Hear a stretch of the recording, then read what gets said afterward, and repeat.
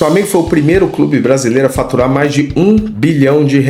Com todo esse recurso, o Flamengo não para de crescer. Bom, o que vai acontecer com o futebol brasileiro em termos de competitividade com um clube que tem um poder econômico tão grande? O que os adversários podem fazer? O que vai acontecer no futuro com as receitas do Flamengo? O Flamengo vai ganhar tudo dentro de campo? E nesse vídeo de hoje nós vamos falar sobre o clube com as finanças mais poderosas do Brasil. Quer dizer, o clube que tem o maior poder econômico, que tem o maior faturamento, a maior receita, tem o melhor resultado, o melhor EBITDA. A rigor, um clube que financeiramente está numa situação muito favorável em relação a vários dos seus concorrentes. Esse é o Clube de Regatas Flamengo. Eu vou falar sobre a trajetória, como é que o Flamengo chegou até aqui, chegou de um clube falido em 2012, completamente falido, desmoralizado, a um clube bilionário, se tornou o primeiro bilionário do futebol brasileiro e hoje um dos clubes que mais fatura no futebol mundial. E em contraponto a outros clubes brasileiros que é gozado, parece que o ano de 2012 ele marca uma mudança na estruturação financeira dos clubes, porque 2012 o que nós tínhamos? Nós tínhamos o Flamengo quebrado, completamente quebrado, nós tínhamos o Corinthians campeão mundial e nós tínhamos o Palmeiras também numa situação financeira horrorosa. Em pouco mais de 5, 6 anos, né? Porque hoje a gente vive uma trajetória já de um movimento consolidado, mas em 2012 que a gente percebe o Corinthians começando a descer a ladeira e o Flamengo e também o Palmeiras começando a se reestruturar. E aí o que a gente tem hoje? A gente tem já, não só hoje, mas ali por 2016 até 2019, os adversários, né, de Corinthians, né, quer dizer, o Palmeiras e o Flamengo principalmente, estavam numa situação já muito promissora e o Corinthians numa situação reversa. Então a gente vai falar sobre como a situação do Flamengo chegou no nível em que está. O número aponta para receitas totais de R$1.331 bilhão, recorde na história do futebol brasileiro, mais um. O Flamengo é o líder em receitas no futebol brasileiro já há uns 5, 6 anos. Receitas recorrentes de R$1.049 bilhão, que são aquelas receitas que não incluem, por exemplo, jogadores de futebol, o que já nos diz que no ano passado o Flamengo deve ter feito R$280 milhões em receitas com vendas de atletas, que é um número absolutamente impressionante, né? E um superávit de R$303 milhões, que é o maior superávit da história do futebol brasileiro.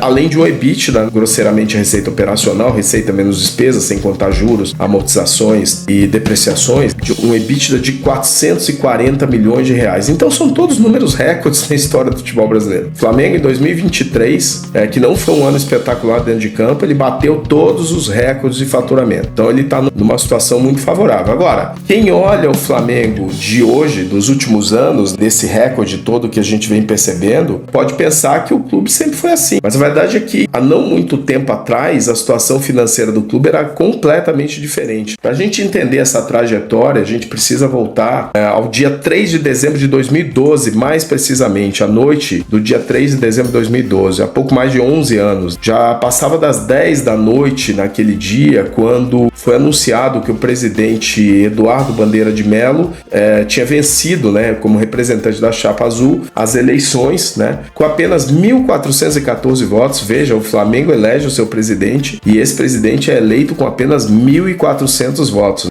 Isso mostra, vamos dizer assim, como os clubes estão sempre à mercê de uma mudança brusca por conta de questões políticas. 1.400 votos elegem o presidente do Flamengo. Pois bem, o Eduardo Bandeira de Mello, naquela noite de 3 de dezembro de 2012, ele pôs fim ao mandato da presidente Patrícia Morim, que foi a última de uma sequência de presidentes que marcaram uma história de crises financeiras em sequência, que fizeram do Flamengo um símbolo de um clube mal gerido e que não cumpria seus contratos. Mal pagador, né? Se você voltar um pouco mais no tempo, em 2001, teve aquela famosa frase do Vampeta. O Vampeta tinha sido contratado por Flamengo e ele jogou 16 jogos só, se eu não me engano, em 2001, e ele não foi bem dentro de campo e ele foi questionado, né, pela torcida questionava ele e a imprensa foi questionar ele, e numa entrevista ele soltou uma frase que ficou famosa até hoje, né, que é: Flamengo finge que me paga e eu finjo que jogo. Então isso era uma referência aos atrasos constantes de salário, que era uma marca do clube, que era não pagar os salários em dia. Uma outra marca dessa briga, aí sim, já no final desse período terrível, né, período ainda da Patrícia Morim, né, em maio, se eu não me engano, daquele ano, houve um rompimento. O Flamengo tinha contratado o Ronaldinho Gaúcho, 2012, por uma fortuna, um salário absurdo, uma coisa completamente fora da capacidade de pagamento do clube, e houve um rompimento. Foi uma relação muito conturbada, né? Muitas brigas,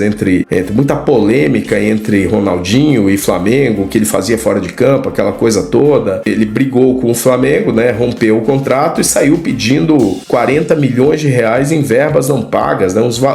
Era uma ação que a valores de hoje seria superior a 100 milhões de reais, para você terem uma ideia do tamanho daquele negócio, para um clube que estava numa situação completamente devastadora, né? Bom, qual era a situação do Flamengo em 2012? Era a seguinte, presta atenção nos números. O Flamengo tinha receitas de 212 milhões de reais naquela época. Ele era a sexta receita do Brasil. Olha quem estava na ficha do Flamengo: Corinthians, São Paulo, Inter, Palmeiras e Grêmio. Todos esses clubes faturavam mais que o Flamengo. 212 milhões de reais era o faturamento do Flamengo. Um endividamento líquido de 803 milhões de reais, quer dizer, era uma dívida quase 4 vezes o faturamento do clube, impressionante. Era o maior endividamento do Brasil naquela época e até hoje, se você corrigir esse valor, esse endividamento seria superior a 2 bilhões e 100 milhões de reais. Quer dizer, provavelmente o endividamento do Corinthians não seria igual ao endividamento do Flamengo, com um agravante. O endividamento do Corinthians, metade dele é pela Arena, ou seja, a Arena é um ativo, gerador de receita, e é um ativo. O Flamengo não, o Flamengo devia 2 bilhões e 100 milhões de reais de dívida sem contrapartida de ativo nem nada, ou seja, o patrimônio líquido do Flamengo era negativo em 424 milhões. Deixa eu explicar para vocês o que significa. Se naquele dia, no final de 2012, decidissem fechar o Flamengo, vamos fechar o Flamengo, então vamos apurar tudo que o Flamengo tem a receber, tudo que o Flamengo tem a pagar, vamos vender todo o patrimônio que o Flamengo tenha, no final ainda faltariam 424 milhões de reais. Você entendeu o tamanho da situação. Esse era o patrimônio líquido negativo maior do Brasil. A despesa financeira líquida do Flamengo naquele ano foi de 52 milhões de reais, também é maior do Brasil. Trazida a valor presente hoje seria muito maior que 100 milhões de reais, né? Que é basicamente a do Corinthians hoje. E o resultado daquele ano de 2012 foi um déficit de 63 milhões de reais, que foi também o maior do Brasil. Nessa época, os salários do Flamengo chegavam a atrasar 4 meses. Imagina, 4 meses. A legislação não era a mesma de hoje, que com 3 meses o jogador já sai rasgando tudo. Não, era 4 meses, era um período que o Flamengo chegava a ficar com o jogador com salário atrasado, né? As receitas de marketing eram de apenas 46 milhões de reais. O Match Day, imagina, sócio torcedor mais bilheteria, era 19 milhões de reais. O Flamengo tinha menos de 10 mil sócios ativos e a venda de jogadores naquele ano gerou apenas 11 milhões e meio de reais. Quer dizer, olha esses números há uma década atrás e compara com hoje. Como fazer para sair de um cenário catastrófico desse quando aquele grupo assumiu o Flamengo? Bom, a transformação teria que passar basicamente uma mudança brutal, né? Uma mudança radical com o modelo anterior, né? Passando a gerir o Flamengo mais como uma empresa, né? Com base na experiência daquele grupo de profissionais de primeiríssima linha. Melhor grupo que já dirigiu um clube de futebol até hoje é o pessoal que compôs a chapa azul do Flamengo. É a melhor composição executiva de profissionais executivos de altíssimo nível, né? Empresários, né? Que decidiram assumir o clube naquele momento. Não há nada comparado no futebol brasileiro com o que a gente viu naquela maneira, né? Eduardo Bandeira de Mello teve a candidatura confirmada apenas no final de novembro, um pouco antes, dia 9 de novembro.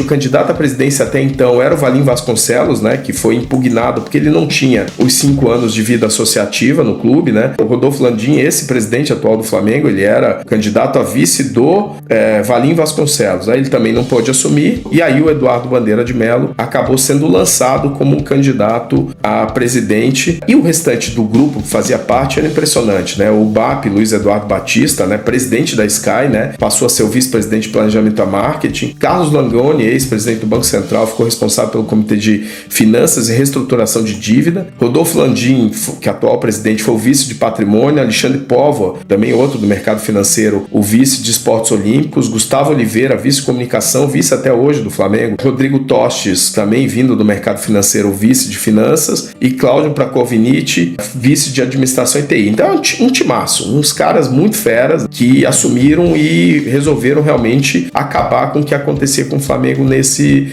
período todo. Bom, fica aí até o final do vídeo que eu vou dizer o que o futuro reserva ainda para o Flamengo, para onde as coisas estão indo, porque o Flamengo dominou fora de campo, dominou as finanças, já teve um resultado dentro de campo espetacular, mas o que vai acontecer daqui para frente? E mais, como é que ficam os rivais do Flamengo nesse negócio? Bom, vamos lá. Quer dizer, como é que foi a transformação do Flamengo? As medidas iniciais passavam pela criação de 2 comitês, né? Um para gerir o futebol e outro para reestruturar a dívida do clube. Dentre as metas, uma seria trabalhar para que o Maracanã fosse a casa do Flamengo, esse era um objetivo desde o começo, ainda que em parceria com o Fluminense. Outra meta era a recuperação da credibilidade e uma preocupação com o crescimento das receitas, aumento do número de sócio-torcedor, investimento na base, viabilizar receitas com vendas de jogadores. Outro ponto fundamental seria a obtenção das certidões, né? O Flamengo não tinha certidão para nada e sem certidão ele estava sempre tendo bloqueios nas suas contas, penhoras, né? Nas contas do clube, né? Esse acordo, e aqui tem um primeiro grande lance que é fundamental. Esse acordo foi possível quando o clube fechou uma negociação com a Adidas, né? Ela foi conduzida pelo BAP e esse contrato foi um contrato de fornecimento de material esportivo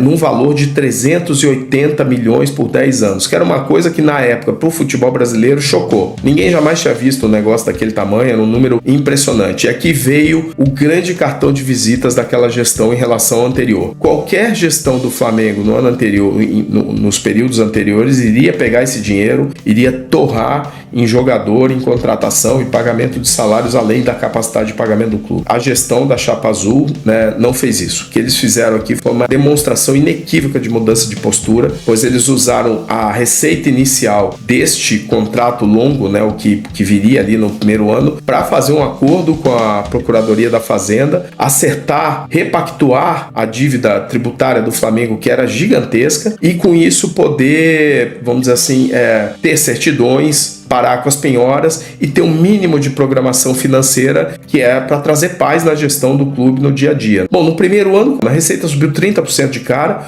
o clube já reverteu o déficit, o Flamengo não teve mais déficit, com exceção do ano da Covid, que aí também todo mundo teve déficit naquele ano, mas o Flamengo não teve nunca mais déficit depois daquele ano de 2012. Mas o triênio entre 2013 e 2015 foi um triênio de forte ajuste, fortíssimo ajuste, com investimento controlado no futebol, e a trajetória inicial foi muito complicada. Houve um trabalho de fazer com que a torcida se conscientizasse que teria um período de vacas magras dentro de campo para poder o time ser competitivo no futuro. A trajetória foi cumprida à risca e a torcida teve paciência, inclusive no primeiro ano, que foi dramático, né? Porque, por exemplo, o Flamengo, o maior ídolo do Flamengo naquela época era o Wagner Love, que ganhava mais de R$1 milhão por mês na época. Imagina hoje, seria muito mais de 2 milhões, mais que o Gabigol ou algo parecido, né?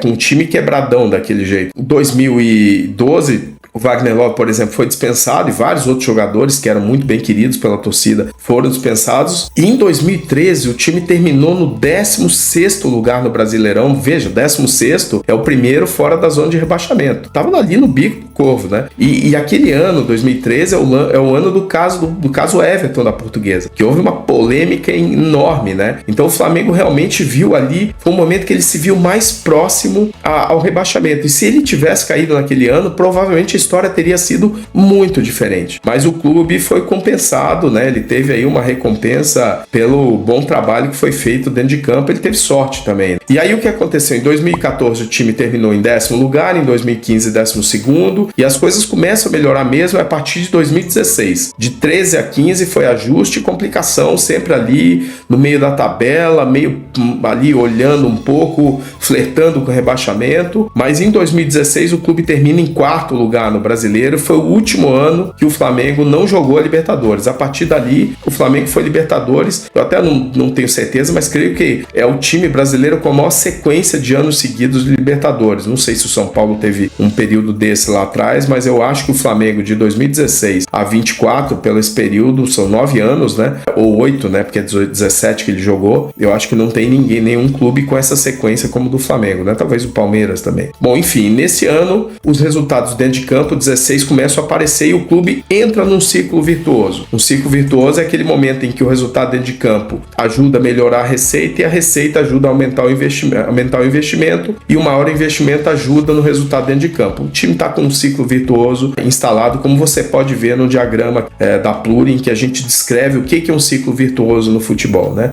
Bom, ele foi sexto lugar em 2017, segundo em 2018 e aí em 2019 é o ano que o clube ganha a Libertadores e ganha o Brasileiro, um atrás do outro, uma coisa impressionante. 2020 volta a ser campeão brasileiro, né? Em 2021 o clube ficou em segundo, vice, né? Aí já numa briga com o Palmeiras, né? Que já vem aí de anos, né? Quinto em 2022, quarto em 23, né? Não por acaso, veja, a briga do Flamengo com o Palmeiras dentro de campo refletem dois times que na mesma época se reestruturaram, passaram por períodos complicados e hoje colhem os frutos da reestruturação, né? De 2016 para cá, o clube só acumulou títulos e passou a viver uma rivalidade, né, de conquistas com o Flamengo, com o Palmeiras, como eu falei, e deixou rivais como Corinthians e Vasco muito distante, né? O Vasco, que era um rival que décadas não, né, mas anos anteriores, era o grande rival do Flamengo, principalmente na época do auge do Eurico Miranda, até o início dos anos 2000, né? Ficou para trás, entrou numa crise terrível, tá agora trabalhando para se preocupar, mas ficou aí há anos luz do Flamengo, né? E o Corinthians passou a ter uma dimensão mais nacional, né? E aí o Flamengo hoje tem essa rivalidade maior aí dentro de campo aí, obviamente não é aquela rivalidade da torcida, porque a torcida gosta mesmo da rivalidade com Vasco, Fluminense, Botafogo, mas o que mede a força mesmo tem sido os jogos com o Palmeiras. É óbvio que tem um ano o São Paulo vai melhor, o Atlético Mineiro, o Grêmio aqui, ali, todo mundo mais constantemente, é isso que tem acontecido, né? Bom, uma outra maneira de a gente ver a transformação do Flamengo, por exemplo, é sob a ótica de venda de jogadores, né? Que é impressionante, né? Em 2017 o clube faturou 183 milhões de reais em venda de jogadores, né? Que já é aquela operação do Vini Júnior, né? E aí passou todo ano, o Flamengo conseguiu mostrar ao mercado que ele era um grande formador, uma grande vitrine e que ele podia vender os seus jogadores direto para os clubes de primeira linha e não que passassem pelo Porto, pelo Benfica, pelo Valência. Ele poderia colocar já direto e tirar um intermediário e valorizar o seu atleta, né? Mostrar para o mundo que o atleta saía já daqui formado e pronto para jogar nos principais clubes do mundo. Foi isso que mostrou a transferência do Vini Júnior, né? Mas olha esse número que impressionante.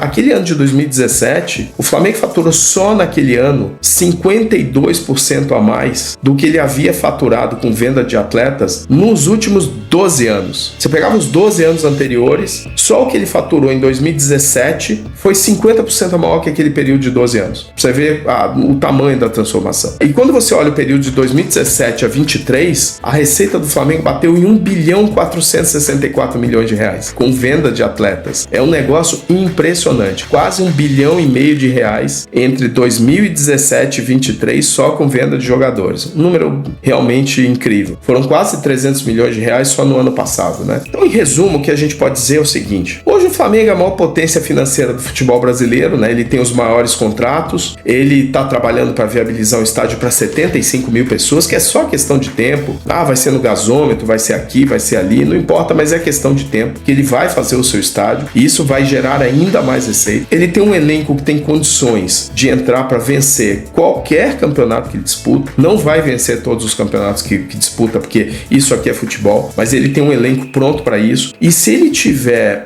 eficiência dentro de campo, a coisa vai ficar realmente bastante complicada, porque hoje, veja bem, com exceção do Palmeiras, os demais gigantes do futebol brasileiro estão muito longe do Flamengo. Bom, vejam o caso do trio do Rio, né, que não consegue disputar campeonatos de igual para igual com o Flamengo, a não ser em eventos pontuais, em situações pontuais.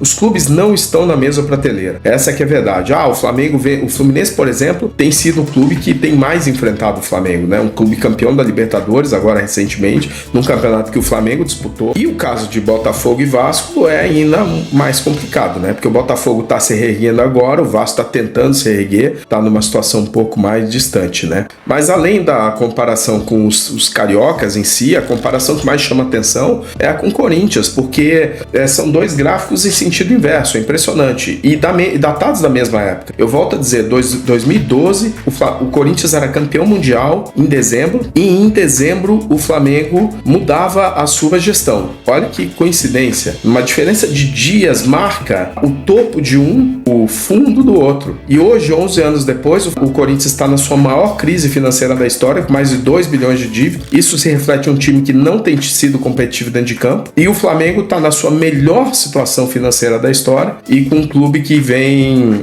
muito competitivo dentro de campo, né? E no campo financeiro, a transformação pode ser vista da seguinte maneira, né? O Flamengo passa de receitas de 212 milhões em 2012, a sexta do Brasil, para 1 bilhão 313 milhões de reais, a primeira, né? Um crescimento no período de 519%, né? O endividamento líquido do Flamengo passa de 804 milhões de reais, era o maior do Brasil em 2012, para estimados 64 milhões de reais em 2023, né? Uma queda de 92%. O antigo passivo a descoberto, que é o patrimônio líquido negativo de 423 milhões, vira um patrimônio líquido positivo de 625 milhões. Ele passa de menos 424 para mais 625. Esse patrimônio líquido do Flamengo é o maior do Brasil e é um incremento de 1 bilhão e 50 milhões de reais nesse período, né?